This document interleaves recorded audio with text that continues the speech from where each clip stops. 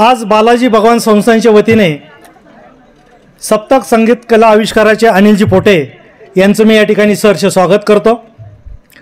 अनिलजी, आपण मेकॅनिकल क्षेत्रातले इंजिनियर आहात, हॉटेल व्यवसायामध्ये आपण प्रगती केली, बिल्डिंग व्यवसायामध्ये देखील आहात, परंतु मनाला एक प्रश्न पडतो की आपल्याकडे बघितलं संगीत आणि आपला काही संबंध असेल असं वाटत नाही, परंतु आपण या संगीत क्षेत्रामध्ये कसे काय वळालात?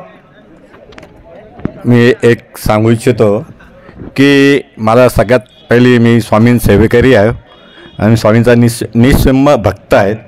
त्यांच्याच याच्यातून कल्पनेतून व आमचा एक अफलातून ग्रुप जो हरीशभाई ठक्कर व प्रकाश गोसावी यांनी स्थापन केलेला आहे, त्यांनी त्या ग्रुपमध्ये मला घेतलं। त्यानंतर मला गोल्डन व्हायचे ज्ञानेशजी वर्मा, अश्विनीताई, श्रद्धा अशा अनेक कलाकारांबरोबर माझा हे आला परिचय झाला। त्यांच्या माध्यमातून मी या कलेकडे हे झालो आणि आज संगीत आविष्कार म्हणजे एक देवाची देण आहे। ही देवाची देण जो कोणी माणूस दररोज सकाळी एक चांगले गाणे म्हणेल त्याला दिवसभर आता आनंद हा त्याच्या मनात कायमस्वरूपी राहील। धन्यवाद अनिलजी, आपण अतिशय समर्पक असं उत्तर दिलं आहे।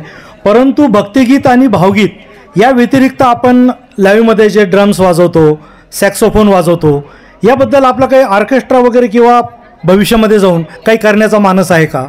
सध्या तो आमचा कार्यक्रम चालूच आहे ज्ञानेशजी वर्मा आणि आमच्या अश्विनीताईंबरोबर। लाईव्ह कार्यक्रम आत्तापर्यंत आमचे 3-4 झालेले आहे आणि इथून पुढे बी होणार आहे आणि याचाच असा एक भाग म्हणून पुढे आम्हाला आम्ही अक्कलकोट स्वामींच्या चरणी बी सेवा मागितलेली आहे।